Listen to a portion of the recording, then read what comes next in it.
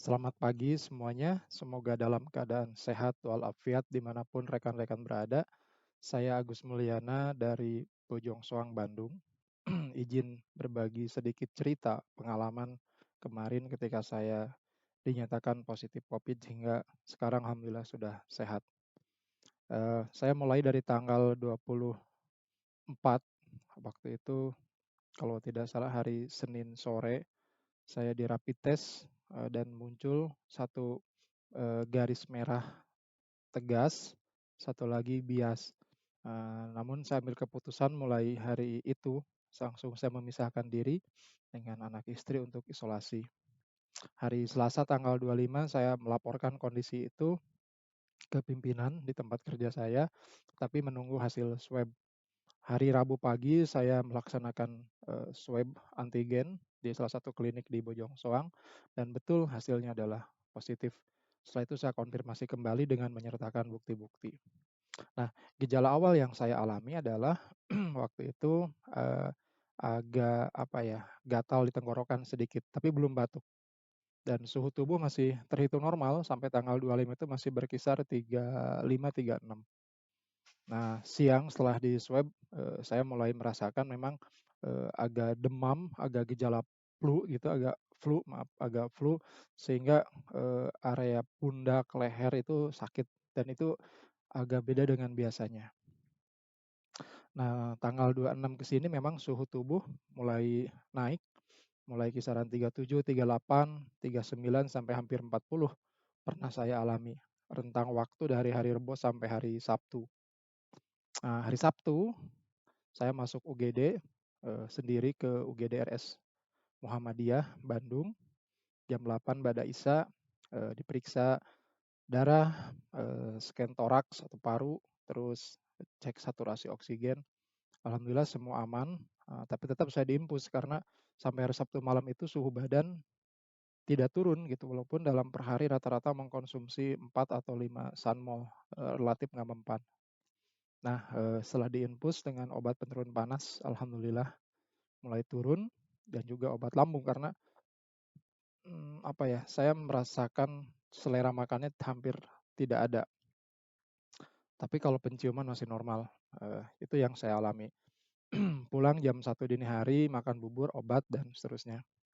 Rutinitas yang saya lakukan sehari-hari selama kurun waktu setelah positif sampai beberapa hari, ya selama isoman itu, pagi rutin berjemur, naik dari lantai 1 ke lantai 2, dan pada puncak mungkin kondisi terlemah, tubuh itu lemah sekali, jadi naik naik tangga 3 meter lah kurang lebih, atau bolak-balik 6 meter itu, serasa habis lari 1 keliling lapang bola kali ya, atau setengah lapang bola.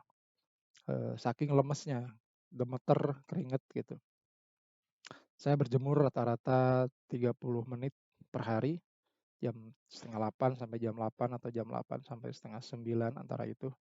Kalau melihat kondisi juga tentu ya, mataharinya sudah cukup terang atau belum.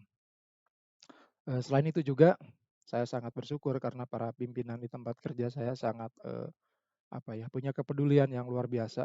Pimpinan saya di direktorat sangat peduli, selalu menanyakan kabar, memberikan saran, arahan, kondisi, bagaimana kondisinya jika begini, ini saran untuk obatnya atau apa istilahnya tadi, terapinya seperti apa gitu, atas dasar-dasar pengalaman beliau di lingkungan keluarganya. Terima kasih dari saya dan keluarga kepada para pimpinan di tempat kerja dan juga kolega-kolega yang lain yang berikan support luar biasa, materi ataupun non materi. Nah, kembali ke cerita yang tadi, eh, saya juga didukung dengan vitamin yang direkomendasikan pimpinan rekan dari apotek. Lalu juga ada herbal, saya mengkonsumsi kurma ajwa, madu, ya, terus rutinitas harian biasa mandi dan lain-lain gitu ya. Tapi tadi selera makan hampir hampir nggak ada ya gitu, hampir nggak ada. Tapi ya dipaksain lah ada yang masuk karena harus minum obat, minum vitamin maaf. Nah,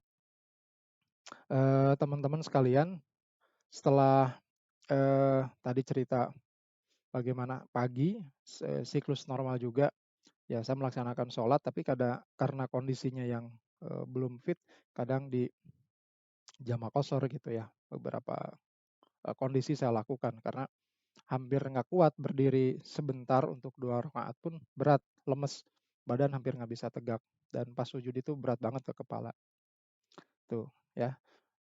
Dan juga ada sisi lain yaitu waktu tidur. Waktu tidur itu karena mungkin menahan batuk ya, napas jadi agak tersengal-sengal gitu, tapi tidak sesak napas. Hanya karena batuk cukup sering waktu antara hari ke-4 sampai hari ke-10 itu masih cukup sering, ya semingguan lah plus minus, lumayan menyita energi dan imunitas tubuh, benar-benar dipertaruhkan, kerasa sekali gitu ya. Sakit ke area apa ya, rusuk, perut gitu ya, karena batuk tadi. Dan juga saya catat harian itu kondisi, tindakan, obat, vitamin, saya catat di Excel, saya bikin lognya sehingga kelihatan perubahan hari per harinya alhamdulillah menuju titik yang lebih baik.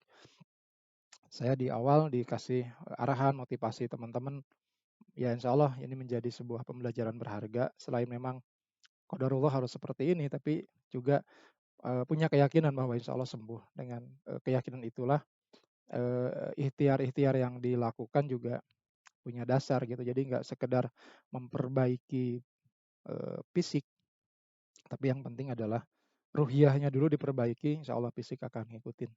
Tentu dengan pola yang benar ya. Nah, sampai hari ke-10 alhamdulillah demam sudah turun. Jadi demam sudah stabil. Terakhir kondisi itu seperti meriang menjelang maghrib. Jadi badan tuh dingin, agak menggigil. Dan itu terakhir hari ke-10, ke-11 sudah hilang alhamdulillah. Jadi checkpointnya dari situ, tetapi batuk masih ada. Sehingga atas saran pimpinan dan juga saya baca beberapa referensi dari ke bagian kesehatan ataupun WHO, memang harus ditambah masa isomannya. Saya tidak berani keluar. Nah, dari situ saya tambah sampai 14 hari. 14 hari masih ada batuknya walaupun sudah sangat jarang, tapi saya tidak mau ambil resiko, saya tambah lagi 3 hari sampai 17. Alhamdulillah ke-18 hari batuk sudah mulai hilang. Nah, namun setelah itu saya masih ada mengalami kondisi apa ya, belum fit gitu kerasa. Jadi kalau sebentar keluar gitu, misalkan ke depan walaupun tidak ada aktivitas itu masih agak lemes ya, masih masih kerasa. Mungkin itu dampak pasca yang tadi 14 hari plus minus itu masih ada dampaknya gitu, belum clear 100%, belum hilang 100%. Nah, vitamin-vitamin yang tadi tetap masih saya konsumsi gitu dengan pola harian yang sama, berjemur dan lain-lain. Cuma alhamdulillah aktivitas sudah lebih baik gitu ya, kayak naik tangga tidak terlalu lemas, terus ya sholat sudah ya normal lah gitu ya. Tidak tidak apa ya, tidak terlalu repot ketika berdiri dan seterusnya. Nah, pasca hari ke-18, 19 batuk sudah hilang, hari ke-20 saya ngalamin gejala perut, entah karena makanan, entah karena stres atau kombinasi di antara itu, atau katanya ada varian mutasi virusnya, wallahu alam, tapi 3 harian saya mengalami sakit perut, terus buang air besar agak mencret, sakit perutnya seperti melilit, mual, kembung gitu ya. Wallahu alam, karena sebelumnya saya makan apa istilahnya lalap dengan sambal, terus ada juga makan jambu dan salak. Ya tadi mungkin faktor itu plus juga ada dugaan ke situ juga yang tadi mutasi walaupun sebetulnya harusnya sudah clear. Nah, hari Kamisnya setelah Rabu saya selesai sakit perut itu 3 harian plus minus. Hari Kamis saya ke Muhammadiyah ambil hasil scan torak karena sebetulnya scan-nya udah sebelumnya gitu, cuma hasilnya belum diambil, dan alhamdulillah di situ tertera lebih jelas deskripsinya bahwa tidak ada masalah apapun. Lalu saya mau swab, nah ternyata di Bandung penuh sekali betul rumah sakit, klinik tuh tidak tidak apa ya, tidak begitu leluasa untuk menerima pasien karena kondisi memang sedang tinggi-tingginya. Alhamdulillah saya dapat di Limi Jati dan di swab, mmm, nunggu 1 jam kurang lebih hasilnya keluar, alhamdulillah dinyatakan negatif. Dan setelah itu pun saya laporkan ke pimpinan dengan lampiran bukti-bukti yang tadi didapatkan. Teman-teman sekalian, inti yang ingin saya sampaikan dari pengalaman ini adalah, pertama, ketika dinyatakan positif, pastikan tidak terlalu panik. Manusiawi ya kalau panik, kaget, cemas itu manusiawi, tapi jangan berlebihan. Kedua, kondisikan diri, keluarga, dan lingkungan terdekat. Jadi keluarga kalau tinggal serumah, mereka harus diberi penjelasan dengan tingkat resiko seperti apa, lalu dikondisikan untuk mengerti lah ya. Kita juga langsung menyampaikan itu, kita harus isolasi entah di rumah entah keluar dengan beberapa antisipasi. Tetap ada komunikasi yang baik, melaporkan kondisi-kondisi harian, pagi, siang, sore, dan seterusnya. Berikutnya kalau kita bekerja dan ada apa istilahnya, kewajiban laporan ke pimpinan, itu sebaiknya juga segera laporan ke pimpinan secara terbuka dengan kondisi yang sedang kita alami, agar mereka juga mengetahui, tidak was-was dan juga jadi bentuk tanggung jawab mereka ke kita. Dan sebaliknya kita pun punya tanggung jawab moral ke pimpinan. Yang ketiga adalah ke lingkungan terdekat, dalam hal ini adalah ke RT ya atau puskesmas atau satgas. Kita pun wajib laporan agar RT mengetahui ada warganya yang terkena dan mereka bisa ambil keputusan membantu memberikan informasi atau arahan ke warga yang lain agar ya dikondisikan ya dengan segala pemahaman yang beragam agar mengerti, memahami kondisi terkini bahwa memang ini sebuah pandemi internasional yang memang tidak bisa dihindari dalam kondisi sekarang. Pun kepada Satgas agar mereka mengetahui tambahan kasus-kasus yang muncul untuk mereka data dan dilaporkan. Yang berikutnya yang di diri kita sendiri yang penting adalah kesadaran bahwa ini memang sudah apa ya, sudah ketentuan Allah gitu. Jadi yang diperbaiki pertama kali adalah kesadaran diri atas dasar keimanan bahwa ini sebuah takdir yang harus disikapi dengan siap, dengan sabar, dengan tawakal. Tapi diikuti dengan ikhtiar-ikhtiar yang benar gitu. Dan itu harus didasarkan dua, pertama baca, kedua tanya. Baca ya banyak artikel referensi ya, nonton di YouTube, baca artikel di area kesehatan dan lain-lain. Kalau masih belum paham tanya, tanya ke siapa? Tanya orang yang kompeten, jangan yang salah. Bisa ke teman yang pernah mengalami dan sembuh, bisa ke pimpinan kita yang punya kepedulian dan pengetahuan, pengalaman di area itu, bisa ke mungkin ada semacam konsultan kesehatan yang menerima itu di beberapa web, Halo Dokter dan lain-lain. Nah, intinya jangan menggunakan persepsi pribadi bahwa saya sudah sehat, saya masih positif, saya akan begini, saya takut begitu, enggak. Kita bicara sesuatu yang ada dasarnya yaitu data dan pengalaman yang beberapa orang sudah melewati itu dan alhamdulillah sembuh. Ya, dan terakhir, teman-teman harus istilahnya apa ya, memperbaiki dua sisi tadi. Jadi ruhiyahnya diperbaiki, terus lahiriahnya juga diikuti dengan beberapa terapi. Olahraga pagi, olahraga itu bukan berarti harus yang berat ya, kayak berjemur, ya olahraga ringan lah ya, stretching supaya ada pergerakan otot-otot tidak kaku, terus latihan pernapasan. Nah, setelah itu banyak menyesuaikan minum bukan banyak ya, menyesuaikan kebutuhan air, konsumsi air. Saya menggunakan aplikasi dari Google Play juga ada di situ untuk menghitung kebutuhan air minum, kapan harus minum sesuai arahan waktu itu dikasih tahu pimpinan dan membantu sekali ya supaya kita tidak dehidrasi.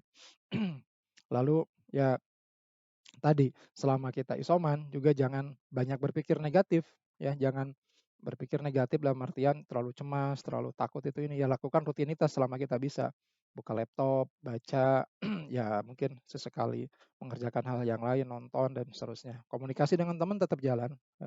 Bahkan baiknya tidak boleh menutup komunikasi karena juga ada hal-hal mendasar yang harus dibangun yaitu teman juga perlu informasi dari kita atau kita sebaliknya. Jadi jangan jadi alasan ketika positif handphone mati orang malah jadi cemas, jadi ya jadi curiga dan lain-lain gitu. Nah, itu mungkin sedikit yang bisa saya berbagi. Semoga teman-teman semua selalu aware bahwa ini sebuah pandemi internasional dan bisa terjadi kapanpun ke siapapun, dimanapun.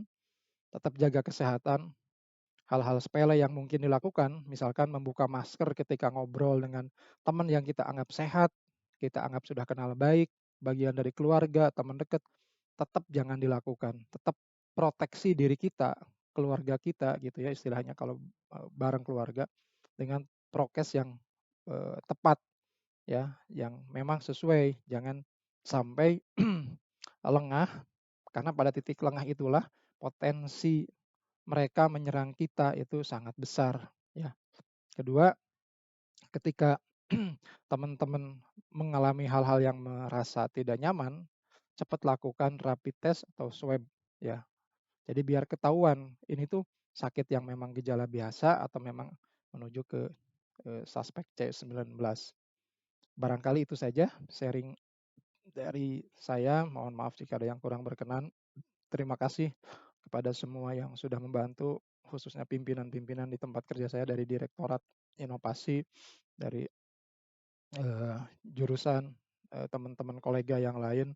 Semuanya jaga kesehatan, semoga Allah melindungi kita semua dan kita tetap dapat beraktivitas dengan baik. Selamat pagi, assalamualaikum warahmatullahi wabarakatuh.